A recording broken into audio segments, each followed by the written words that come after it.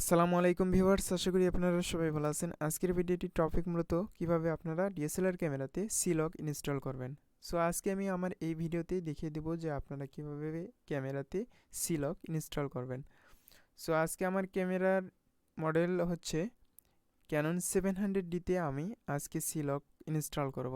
আমি এই ভিডিওতে বিস্তারিতভাবে দেখিয়ে দেওয়ার চেষ্টা করব। যদি আমার এই চ্যানেলে আপনি নতুন ভিউয়ার্স হয়ে থাকেন তাহলে অবশ্যই চ্যানেলটি সাবস্ক্রাইব করে রাখবেন, এবং আপনি যদি ক্যামেরা রিলেটেড কোনো ভিডিও পেতে চান তাহলে অবশ্যই চ্যানেলটি সাবস্ক্রাইব করে পাশের যে বেল আইকন রয়েছে সেটি ক্লিক করে নোটিফিকেশন অন করে দেবেন। তাহলে আপনি সবার আগে আপডেট ভিডিওগুলো নোটিফিকেশনের মাধ্যমে পেয়ে যাবেন। তাহলে চলুন ভিডিওটি শুরু করা যাক। সো ভিউয়ার্স, আজকে লক ফাইল নিয়ে আলোচনা করব।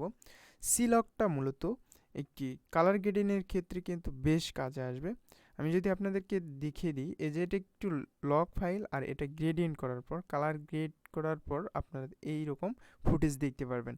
আর সি-লক ফুটেজটা হবে কালার ছাড়া, অর্থাৎ হালকা হালকা একটু কালার থাকবে, এক মেটে টাইপে একটু কালার থাকবে। মেটে টাইপে কালার থাকার ফলে আপনি যে এই কালারের ওপর যে কালার আপনি দিতে চান সেই কালার কিন্তু আপনি দিতে পারবেন খুব ইজিলি, এবং সুন্দরভাবে আপনার কালারটা গ্রেডিয়েন্ট হবে, এবং স্মুথলিভাবে কিন্তু আপনার এই ভিডিওটাকে কালার গ্রেডিয়েন্ট করতে পারবেন ইচ্ছা মতো।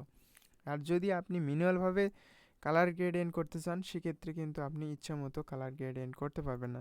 সো এক্সাম্পল হিসেবে আমি আরেকটি ইমেজ এখানে দেখাইতেছি। এই ইমেজটাও কিন্তু দেখতে পারতেছেন, এখানে এইভাবে কালার গ্রেডিয়েন্ট করতে পারেন। তাহলে চলুন আমরা দেখব যে কিভাবে সি-লকটাকে ইনস্টল করতে হয়।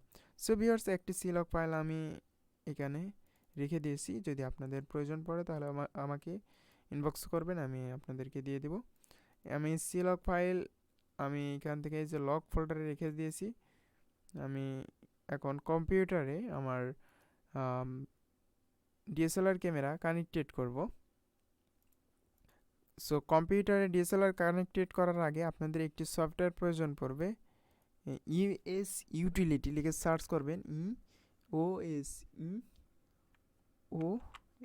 ইউএস ইউটিলিটি লিখে আপনারা সার্চ করবেন। সার্চ করার পর এইখানে আপনার যে কান্ট্রির লোকেশনের ক্যামেরা সেটাই আপনি সিলেক্ট করবেন। তো আমার এটা হচ্ছে এশিয়ান, আমি এশিয়ানটাই সিলেক্ট করলাম। করার পর আপনি এরকম একটি ইন্টারফেস দেখতে পারবেন, এবং এই সফটওয়্যারটাকে আপনি ডাউনলোড করবেন। ডাউনলোড করার পর এই সফটওয়্যারটাকে ইনস্টল করবেন। আর এখানে সাপোর্টেড মডেল, অর্থাৎ কোন কোন মডেল এই সফটওয়্যার সাপোর্ট করবে সব কিছুই কিন্তু আপনি এখানে দেখতে পারবেন। সব মডেলের নামই এখানে দেখতে পারবেন। এখানে যে যে সিরিজের নাম দেওয়া রয়েছে, যে যে মডেলের নাম দেওয়া রয়েছে সেই মডেল কিন্তু সাপোর্টেড। সো আপনারা এই সফটওয়্যারটাকে ইনস্টল করার পর আপনারা ডিএসএলআর ক্যামেরাতে একটি কেবল ইন করবেন, এবং এই কেবলটাকে আপনার কম্পিউটারের সাথে ইন করার পর আমার এই কেবলটা ডিএসএলআরের সাথে সংযুক্ত করলাম। পিসি থেকে আমি ডিএসএলআরে সংযুক্ত করার পর আমি এই যে ইউএস ইউটিলিটি এই সফটওয়্যারটাকে ওপেন করব। তার আগে আমি আমার ক্যামেরাটাকে অন করব। সো ক্যামেরাটাকে অন করার পর আমি ইউএস ইউটিলিটি এই সফটওয়্যারে ওপেন করার পর আমি এখানে কিছুক্ষণ ওয়েট করব। আর অবশ্যই আপনার ক্যামেরার ম্যানুয়াল মোড রাখার চেষ্টা করবেন। আপনার ডায়াল মোডটা চেঞ্জ করে আপনারা ম্যানুয়াল মোডটাকে ক্লিক করার চেষ্টা করবেন। আমি এখান থেকে ম্যানুয়াল মোডটা করে দিচ্ছি। আমি ক্যামেরার ডায়াল মোড থেকে ম্যানুয়াল মোড করে দিলাম। এখন আমি আবার এইখান থেকে এটাকে কেটে দিব, দিয়ে আমি ইউএস ইউটিলিটি এই সফটওয়্যারে আবার প্রবেশ করব। করার পর একটি ইন্টারফেস শো করবে। এই যে এখান থেকে আপনি যে কাজটি করবেন, এই যে আমি আবার ইউএস ইউটিলিটিতে গেলাম। যাওয়ার পর আপনার এখানে দেখতে পারতেছেন যে Canon setting remote shooting, just এইখানে আপনারা ক্যামেরা সেটিং রিমোট শুটিং এইখানে আপনি ক্লিক করবেন, এবং লাইভ প্রিভিউ কিন্তু আপনি এখান থেকে দেখতে পারবেন, বা আপনি এখান থেকে ক্যামেরাটাকে কন্ট্রোল করতে পারবেন। এখন আমার শাটার স্পিড বা আইএসও কী রয়েছে আমি সব কিছু কিন্তু এখানে এই মিটারে দেখতে পারবো।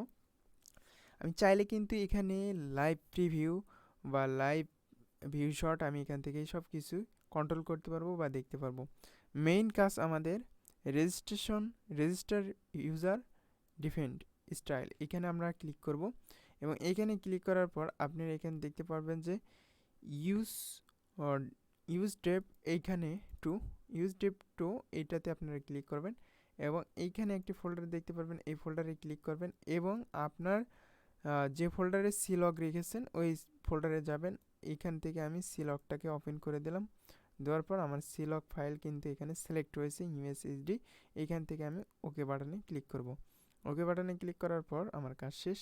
এখন কিন্তু আমার এই সি লগ ফাইল কিন্তু অলরেডি ইনস্টল হয়েছে, অর্থাৎ আমাদের এইখানে কিন্তু ইন করে দিলাম। এখন আমরা এখান থেকে আমরা ক্যামেরাটাকে ইউজ করলে দেখতে পারবো আমাদের সি লগ ফাইল কিন্তু অলরেডি ইনস্টল হয়েছে। সো এইভাবে মূলত আপনারা সি লগ ফাইলটাকে ইনস্টল করবেন। আর পারফরমেন্স থেকে আমি সব কিছু এখান থেকে কন্ট্রোল করতে পারবো বা দেখতে পারবো, এবং এখান থেকে চাইলে আপনি ক্যামেরার সেটিং পরিবর্তন করতে পারবেন। এইগুলো নিয়ে আমি নেক্সট আরেকটি ভিডিও মেক করব। অবশ্যই ভিডিওটি আপনারা পেতে চাইলে চ্যানেলটি সাবস্ক্রাইব করে রাখবেন। দেখা হবে নতুন আরেকটি ভিডিওতে। আর এইখানে আপনারা দেখতে পারতেছেন যে ডিফল্ট ইউজ যেটা আমি পিসার্ট যেটা লক ইউজ করলাম সেটা কিন্তু এখানে শো করতেছে। এখন আমি আর টিউটোরিয়াল লং করব না। যাই হোক, আজকের টিউটোরিয়াল এই পর্যন্ত। দেখা হবে নতুন আরেকটি ভিডিওতে। সবাই ভালো থাকেন, সুস্থ থাকেন। আর চেষ্টা করব আমি ক্যামেরার ওপর আরও কিছু টিউটোরিয়াল দেওয়ার।